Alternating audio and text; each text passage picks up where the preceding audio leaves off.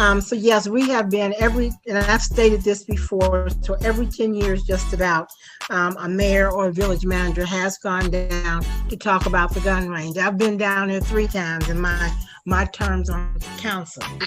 So it is about relationship building. I think that some of the things that have been put out have in some ways cast a negative light on council as a whole, because it appears that based on the people I talked to, y'all haven't done anything. Well, we have done some things, and what the mayor has been able to accomplish, getting the other mayors together, is is a step. So I just wanted to let everybody know, our residents to know that the village of Woodlawn and Lincoln Heights, the mayors, we took the initiative to go down there with the concern at putting our residents first. So I just want to let that be known, so no one seems to think that we're not caring about it. Now, as far as doing a community benefits agreement, we haven't even got there to even discuss that yet. We're still, right now, we want to get it moved like right away, but Rome was not built on the day. Rome wasn't built overnight. So yes, I want to make sure that we cross our I's and dot our T's, but I also want to act civilized.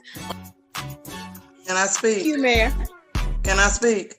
Yes, ma'am, you can. I believe this has been folk in the community have been trying to get the gun range moved longer than even what you just mentioned, even years before that. Okay. Yeah. But I had thoughts too about the protest. It was nothing aggressive. It was nothing negative.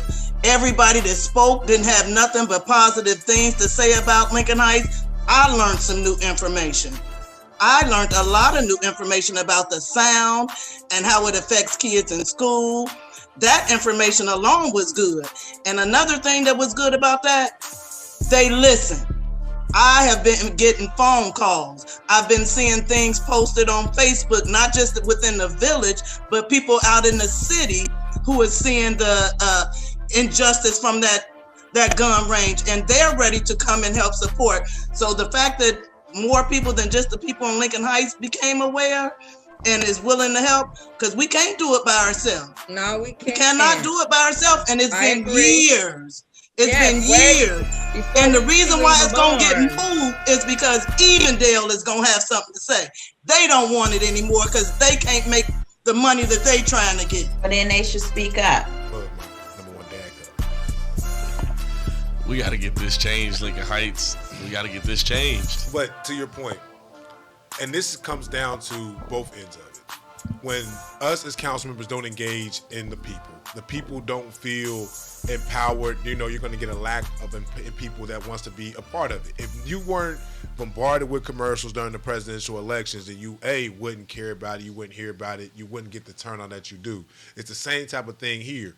Council members do not want to go out and tell you about these things that are going on. Did you know that we have so many pieces of land for sale right now in the community? No, because they want to keep it to a small group of individuals. So to Ms. Aretha's point, yes, it is vital that you get out and come to these council meetings. It's vital that you ask us questions, but at the same time, we're your council members. Like, do we make a lot of money? No, but it's still a stipend that we take home, a couple dollars out the month, but still, it's taxpayer dollars that you guys pay us to do a job.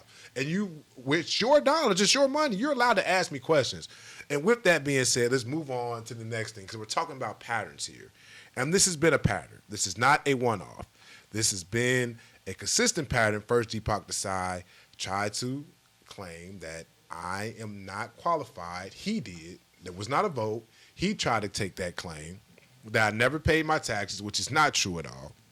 And I believe at the request of LaVerne Mitchell, these things happen. As a matter of fact, let's show that clip real quick of LaVerne making the demand that I should. Yeah, let's just show that clip. On the committee, and you chose, and you didn't want me to do it. I do want that on the record. Enough is enough of this. Okay. So I guess Mr. Mr. Daniels, you're leaving. I'm sorry if I'm out of order. So what's the deal? Because I'm leaving too. I have not stepped away from doing work. And I don't be do with a that. council where this young man just now paid his taxes? Huh? No, that is not the deal. We put Miss Baber off when she didn't pay her taxes. No, I did pay my taxes. And I then the didn't. mayor doubles down on that, right? So we haven't had a real council meeting since that last clip. Because at that point, as you see, we're all 5 council members, and then all hell breaks loose. Move forward. We try to have another council meeting. They canceled that meeting. We showed you guys that clip back then. Try to have another one then. You saw that one ran away with Deepak running. I didn't know he could run that fast. Shout out to Deepak for being an athlete. And then they had a special meeting yesterday, as of today. That would be December the 2nd. I think that another crucial point that everybody should watch in that same video is 2 of the council members speaking out, saying that they were not comfortable proceeding with that meeting or that hearing Because it was illegal. Because it was illegal, and until they found out the legal standing in the way that they were moving, that they will not be. They will be leaving, and they will not be voting on this, and they will not be sitting in this meeting because they don't know if that meeting was lawful. So shout out to the councilwomen that stood up for us even then. Yep. Well, because this right is right and wrong is wrong. I mean, we can get down to the nitty gritty of it. Like we said, this has been a pattern. If you felt like I did something wrong, then let's go through the process and just vote me off like we said before. But you're doing these type of things to hide something. You're doing these type of things to disguise something. You're doing these type of things to push a narrative. We want you all to be a part of this gun range conversation. We want there to be a community benefits agreement. They have been against that since day one. Why?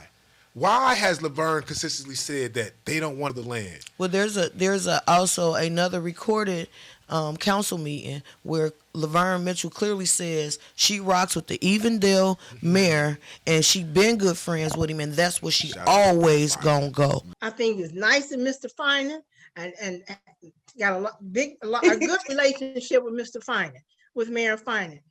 But we also know that Evendale has an upper hand with it because it is in their jurisdiction. You know, she also told. So that it's all documented. She's not even smart enough not to say stuff on camera.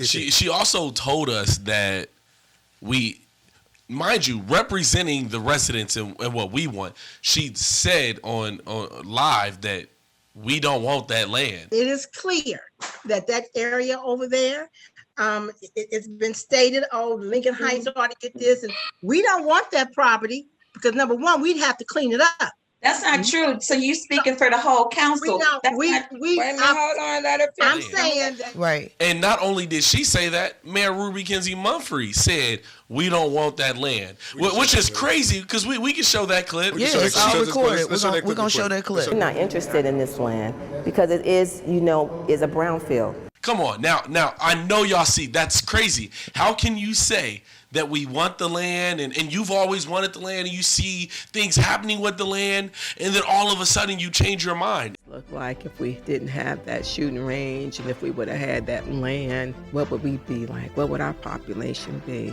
It depends on who has to benefit from this. And Evendale definitely does because of the Aero Hub.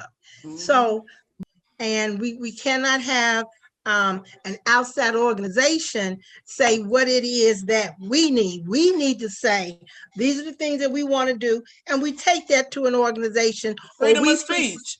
Wait a minute. Wait a minute, hold on. Excuse me, Jeannie. What I'm saying is. Yeah, you want me to shut up? Now, I'll tell you what. I'm out of here. No, I don't want you to shut up, Ms. Stinson. I just want to finish.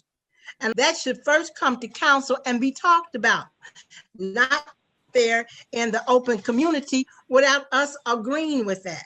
So all I'm saying is we do have to work together and we have to show a united front. So as long as we look divided, okay, so we are upper hand. It is clear that area over there, it's been stated, Lincoln Heights ought to get this, and we don't want that property because number one, we'd have to clean it up. That's not true. So you speaking for the whole council. We're not interested in this land because it is, is a brownfield. Is it LaVerne Mitchell? Is it Deepak, or is it LaVerne's connection with Evendale that now we don't want the land because it's a Brownsfield? I don't think you all as residents really know.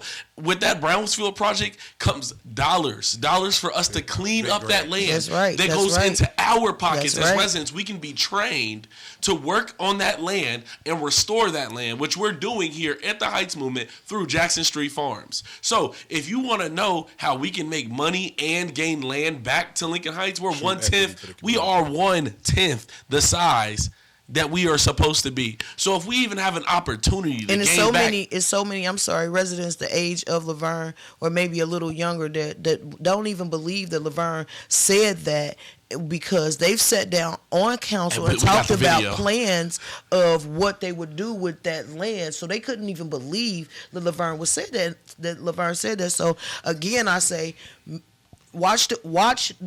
What is right here cannot be altered. She said it. It's clear, and it's also clear that it is not for whatever move that she makes is not for the best interest of Lincoln Heights. But see, and those contradictions are kind of what got us in the first place, because at that January 1st meeting, when the mayor was running down her list of accomplishments, and you're sitting there talking about all the stuff that you pushed against that the Heights Movement did. Like, for instance, we talk about the gun range piece, and when we say the Heights Movement, that's a residents. The residents were the ones out there protesting, recording, and getting that done. When I tell you, we saw the clips, they didn't want that to happen. And then you list it as an accomplishment. So we sat there and pushed back and said, heck no. If that's what you're pushing for, we need to have full change about this whole process and the whole administration in Lincoln Heights, and let's move forward and move in a progressive way, the right way. But we're there at this moment in time. Like, this is type next year, everybody. Next year, 2025. And I know we hear this from a national standpoint all the time. It could be one of the biggest elections and one of the most important elections in Lincoln Heights history. And let me tell you why. There could potentially be 5 seats up. Potentially. But at most 4. Potentially 5. At one end, you could vote for a conservative way of running Lincoln Heights that's been done the same way, where LaVerne and Deepak and the mayor continue to do things under the table in a secretive way, Without where you the as a residents. resident does not feel like you have a piece to go forward. In this Support fight, yourselves, yeah. right? It's just about y'all. Because it's not about that seat. That seat ain't nothing. It's about supporting DeRonce and his community and all of that he's done, all of the things that he wants to do, and them fighting against it all the way to a water hose. Y'all don't know the ins and outs, but it's so petty.